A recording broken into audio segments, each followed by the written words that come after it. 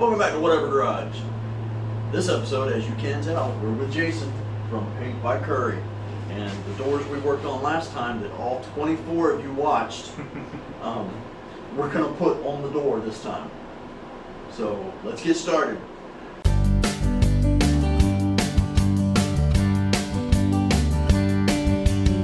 So when it comes to rolling out a low crown panel using the English wheel, we're by means no experts, but we struggled through getting the first one kind of done and had a lot better idea on what we were doing on the second one. And so you probably can't see this anymore on here, but I'm sure whatever video I got overlaid, you'll see it, how we gridded it out. We did this basically in an X pattern, and then we took those X's and built small rectangles inside here, because what we needed to do was raise the center of the panel up. When you're using the English wheel, there is no shrinking involved, it's all stretch. So what we had to do was leave the outer edge alone, and we basically made this like we basically made this thing like a picture frame.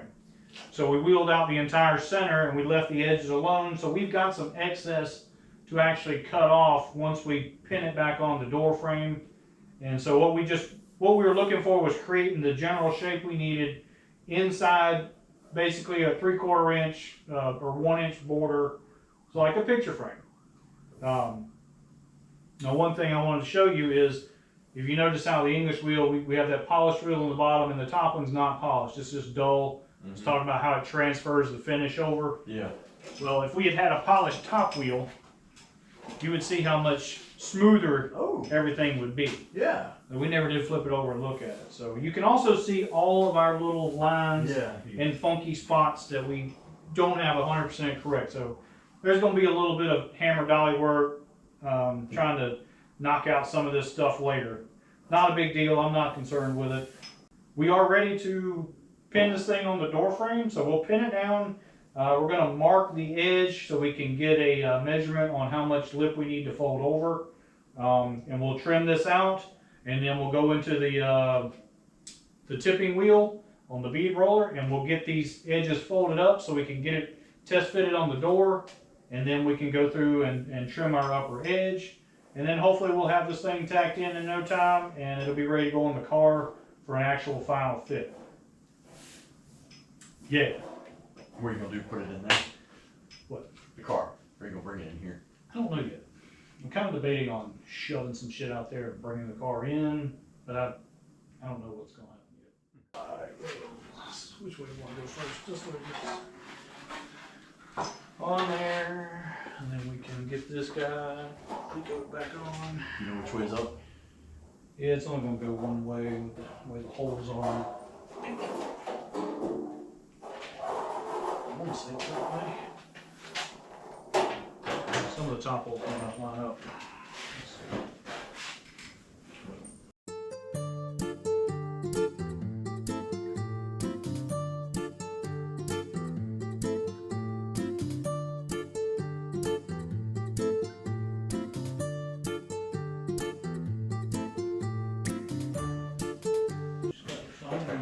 This is your show, man.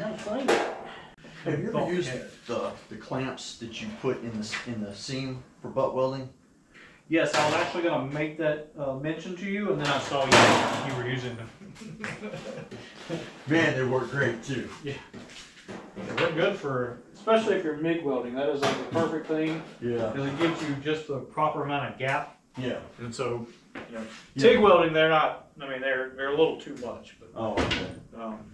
Definitely when you're MIG welding, they work great. Let's flip it up and get it marked out. I'll flip it over. Over, you know what I mean, over, something like that. Yeah, so we're gonna mark the entire border, and then we'll come back and add 1/2 inch, I believe is what I needed to add. So we'll do that with just some tape after we do this, and then we'll cut it out. Does that 1/2 inch include when it turns? Does that take up any space? It does take up some space, but I believe that's what we had on that one there. Okay. You keep saying we. I wasn't here for that. Well, me, myself, and I. Okay. Okay. Yeah. Sorry, I'm not used to your technical terms. did get some nice new shears that work a lot better. Alright. Alright. Are we rolling now?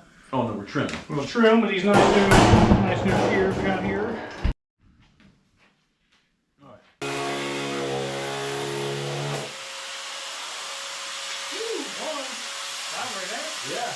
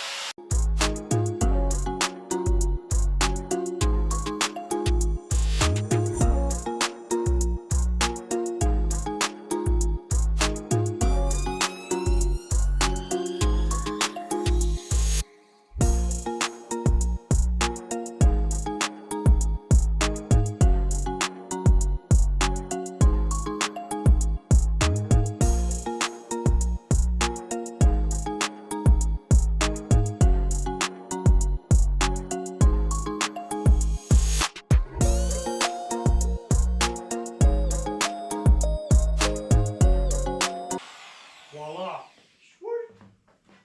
Alright, now that we got everything trimmed out, we're going to tip up the edges, which is going to be the part that folds over at your door seam. So we're going to slide this thing in the bead roller there, and we'll get these 3 edges tipped up. This is gonna be fun.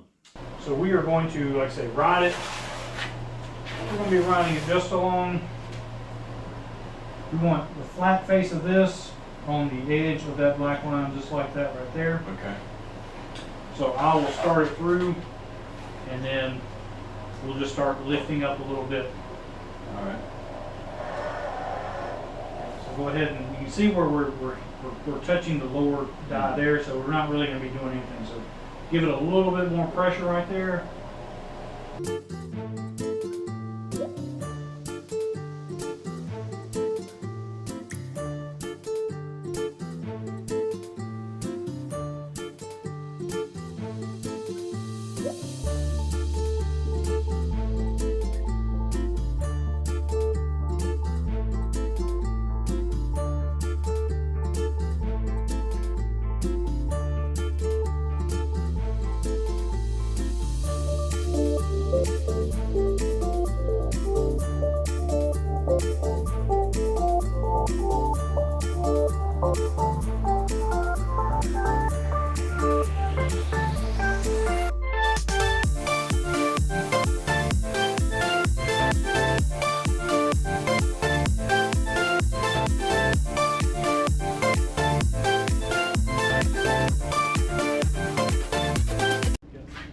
So now we've got them tipped up, we're going to go through and hammer these edges up a little sharper. Once we get them up to about a 90 degree, we'll check it on the door, and we'll probably have to get in the shrinker stretcher and fix these edges to where they have that right shape to them. Okay.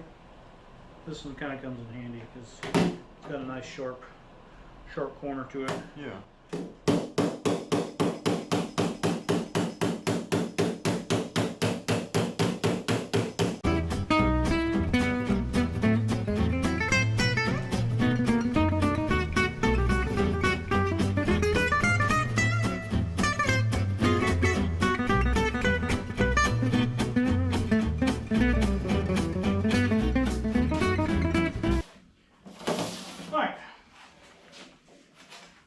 Close enough to come to work. Yeah, we definitely have to work that edge. We might want to do that first. Alright. Let's flop it over here.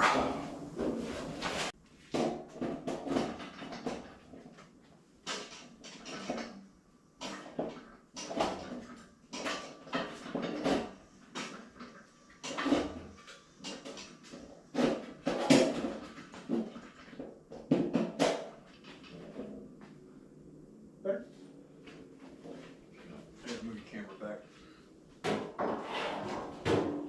I didn't want to miss the action.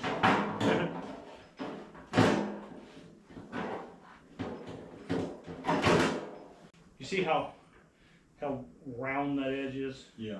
That's why I like to run through the thing and harden up that edge. Okay. Like I did here, just by myself, I kind of dug in a little bit. Had to Do you want work to on the tooling. You want to do that now? Yeah, because it looks terrible down there. This is my contraption I made that it's basically just a 90-degree V kind of piece there with a bolt cut out. Not quite a 90 because that's what was happening to that. I was digging in, so it's more like 110, a little wider. But we can run the panel through here with this and just tighten that edge up. Okay. It's going to get loud. Oh, great. We'll both suffer on it. What? So we'll both suffer. What?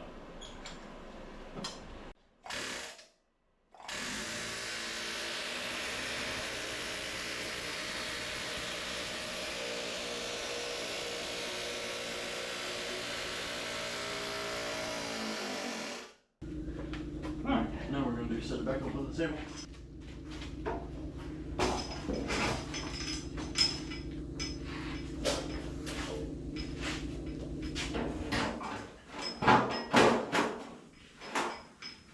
Yeah, let's get out the old trusty, Oh, the clamps? trusty gauges. Gauges I made. I even check these against the body. Well, we definitely need to stretch this edge out. I imagine. Do we have too much curve on it? Yeah, we got way too much curve on that. Okay. No, we got one still.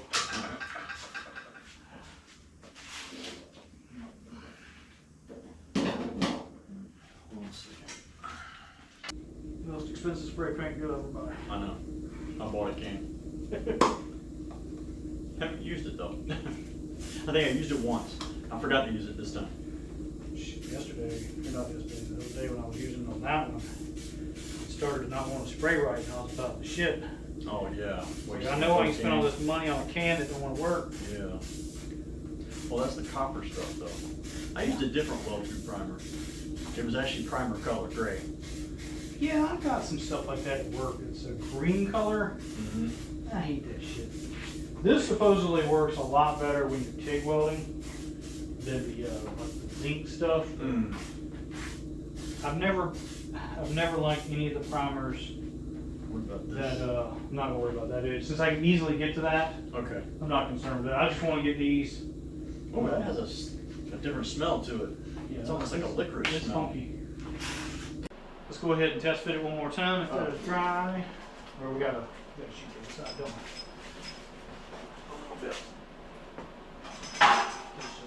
Alright, so we got this thing primed up with some copper weld-through primer. We're going to put it on hopefully for the last time. So we'll get it clear coat down, and then we'll hopefully be able to start tacking this top edge in. I'm under. Well, let's get the clear coats in. We might be Alright. trying to hold that thing together by yourself. It's also a motherfucker. I can imagine. Especially because none of the vice grips are just long enough to get over here to hit to it. We ain't gonna hold it. I was looking for it right here because Okay. we look great until we get Yeah, it's touching there. right there. But we'll get the welder. You want to clamp this one up? Okay. Probably ain't gonna stay. We're just in the middle, so They're not good unless they got holes in them. it's true.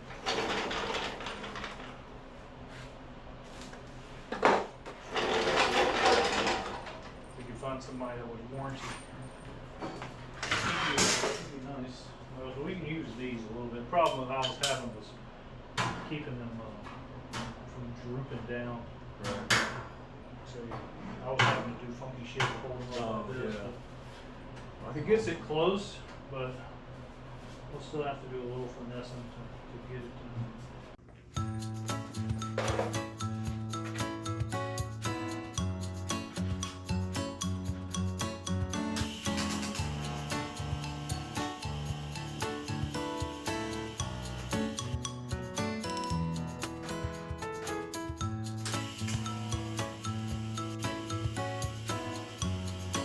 So we can hammer it kind of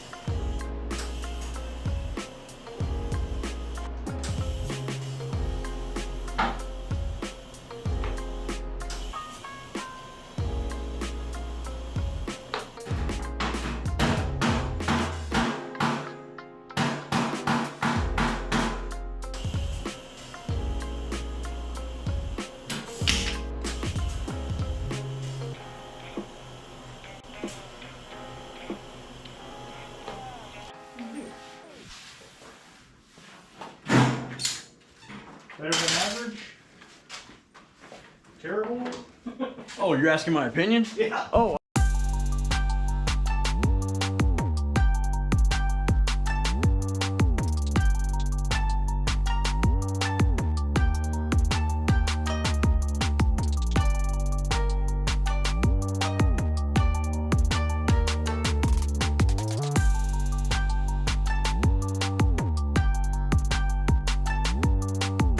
A couple need to be tapped.